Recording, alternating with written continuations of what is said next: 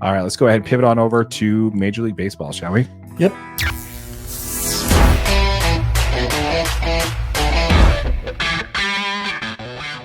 All right, so let's go ahead and first talk about the All-Star game.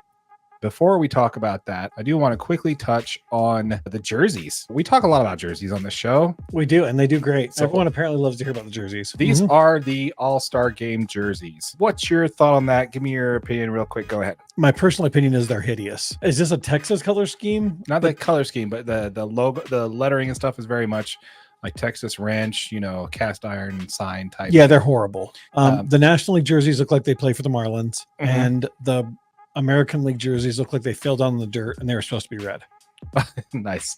That's the official take from DNA Sports Recap over there from your boy AJ. I don't mind the hats though. I don't like the hat. Damn, do you like the jerseys? No, I don't like any of them. I don't like any of them. Okay, cool. So the reason why I don't like the hats, and don't get me wrong, I like the baby blue, and maybe it'll grow on me if I had it in front of me. But the reason why I don't like the hats is this: they all look like a Houston Astros hat from the mid '80s. Everybody looks like a Houston Astros hat. Everyone's an Astro. So we better have a crap load of garbage cans out there. There's going to be so many, dude. Everyone's just going to bang on. They're probably going to allow you to bring your own garbage can to the All-Star game. This is going to be the Rangers thing, but seriously, they have the Astros hat. I don't like that. Tell me I'm wrong there. Leave us a comment. Let us know what you guys think of the jerseys. They're horrible. Okay, so first comment that we got there from Michelle is yuck. Yes. Thank you. Yeah, the jerseys are awful. Don't really love it at all. We have Tammy Price. I agree, not loving these at all. Michelle commenting again that are they trying to be vintage?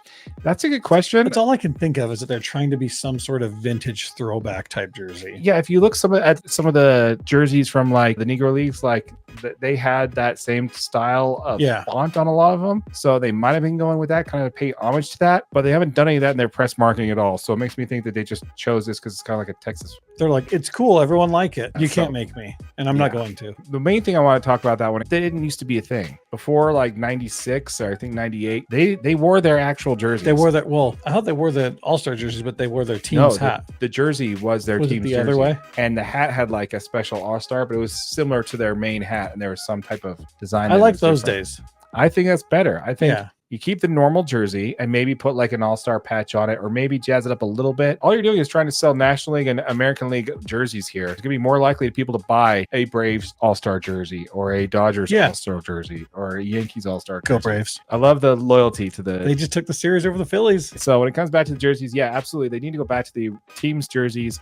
You want to do a different variation of the team's jerseys. I think you're going to sell more jerseys that way. I just think no one's buying these things. They're just not that great. I might pick up the hat if I liked it, but I don't like the hat. No, it doesn't look right. It looks weird. But yeah, anyway. So and the colors don't even remotely match. Like, what's their thought there? Yeah, what's the color scheme? Someone from Texas let us know. Is this red and this like light blue color scheme for Texas? Is there a college team in Texas we're not aware of that color? Is it MasterCard?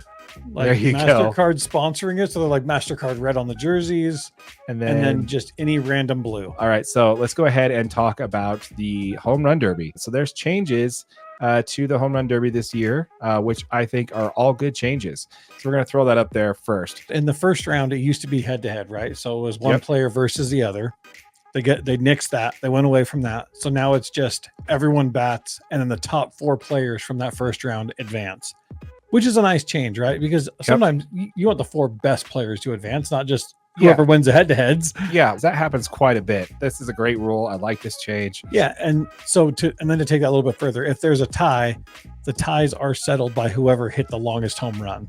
So that's kind of a cool thing. There is a cap on the number of pitches. You still get 3 minutes in that initial round. Yeah, which I really like because that's 40 pitches is a change there because Bryce Harper did win the home run derby previously. But if anybody who watched that knew that he was cheating, he was not waiting for the ball to clear the fence. They're supposed to wait until the ball lands before the next pitcher throws. For the pitcher, he was just taking as many pitches as he could, as many swings as he could. Yeah, and that ruins it for everybody who's watching. Because what happens there, it's flipping back and forth. Yeah, you don't get to watch the ball go out. Yeah, so you either watch the guy hit and then hear the crowd cheer and hope that was a home run. You want to see the bomb get hit and you want to see it go out before you see the next one being swung at. Yeah, so when you put the limit of 40 pitches on there, they're going to be waiting. They're going to be taking their time. You still do get the breaks like you previously got. You get 1 45-second timeout or whatever. And the final round is 2 minutes with a max of 27 pitches, which is way better. You still get your timeout in that round. It used to be the home run derby used to be based off of outs. You get 15 outs, and every swing or any ball that didn't leave the yard was an out. You would see people just take pitches. Having it on a timer means that you don't have Bryce Harper up there for 35 minutes waiting for the perfect pitch to be thrown by his dad. Yeah. So I like these rules there. The 425-foot home run for the bonus period earns the 4th bonus out there. Basically what that means is you're getting more time on the end of your thing and also some additional swings and additional outs, right? So I think that's very cool. The finals, again, 2-minute rounds, 27 pitches, 1 timeout, and the same bonus rules apply there. So if you hit a home run over 425 feet, you're going to get some extra bonus outs there where you can get extra swings there at the end, basically. So your time's up and you get 3 swings and they either go out or they're an out, right? So it's a neat format. It's a good blend between the old school format and the new school format where it's timed, I think. Yeah, I think it's going to be fun to watch this year for sure. Yep. With that said, folks, again, we are on the grind to 1,000 subscribers. Once we hit 1,000 subscribers, we're going to be giving the first $500 that we earn in AdSense revenue back to our subscribers. So if you have not yet, please hit that subscribe button, hit that notification bell so you don't miss out on that giveaway, and smash that like button for your boy AJ right over there. I appreciate it. And if you're watching on YouTube on one of our short videos, just know this is available as a podcast wherever you get your audio only. We appreciate it. Yeah, exactly. Rate and review on the podcast for sure. With all that said, my name is Darren. That is AJ, and this has been the DNA Sports Recap. Till next time.